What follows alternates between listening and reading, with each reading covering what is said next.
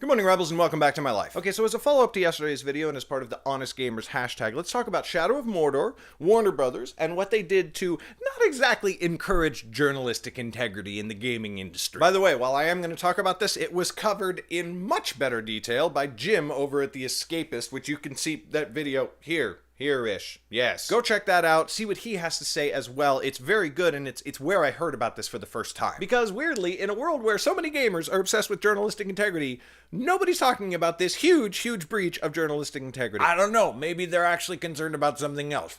So if you're a subscriber, you have at least seen me uploading videos of gameplay from Shadow of Mordor. If you have also watched those videos, you have no doubt noticed I really like that game a lot. It's really fun. I saw Boogie2988 play it on his channel and he just raved about it and it looked really fun. So I immediately went to Steam, bought it, started playing, found out this is amazing and started uploading gameplay footage. And then I found out that Warner Brothers had created this agreement that any gamer who was uploading footage from the game had to sign in order to not have their videos pulled down due to copyright law. Now, interestingly, my videos have not been pulled down despite the fact that I did not and would never sign that agreement, but that's probably just because my channel is tiny and nobody's paying attention to me. Again, visit Jim's video to hear the exact details of the agreement, but in general, it said that if you sign the agreement, you cannot say anything negative about the game. And if you did not sign the agreement, then your videos would definitely be pulled down and you might face legal repercussions. But here's the other kicker. If you're a game reviewer and you do it for a living, you want to get a copy of the game first, ideally before it actually releases. And if you failed to sign this agreement, Warner Brothers was not sending you an advance copy. Boogie2988 is one of the people who did this. So I suddenly found out that this game that I had only bought because one of my favorite YouTubers talked on and on about how great it was,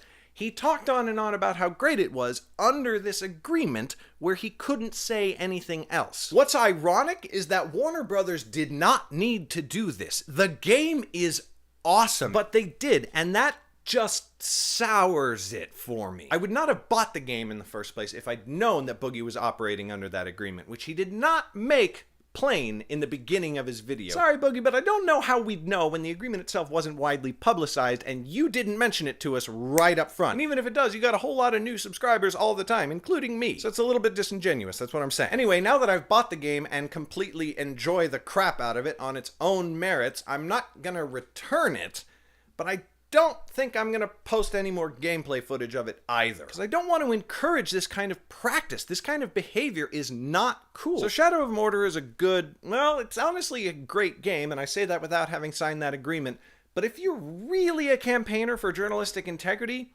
you might want to steer clear, depending on how strong your views on that subject are. If they had just released the game on its own merits, I could tell you, without any hesitation, go get it. But now I'm not so sure. And in the long run, that hesitation and that question, that should I get it, and should I trust other games and other game reviewers in the future, is probably going to do more damage to the company than a few unfavorable reviews from people who didn't like the game. That's one of those complex things that you have to talk about if you're actually interested in journalistic integrity and not tearing down individual female game developers. This is a complex issue that you should have an opinion on, and you should make that opinion known. Blog about it, write about it on your website, on Facebook, Twitter, whatever you want. But let's talk about that. That is something that I would welcome as a discourse about the gaming industry and gaming in general. I want to hear what you have to say, and until tomorrow, Rebels, bye.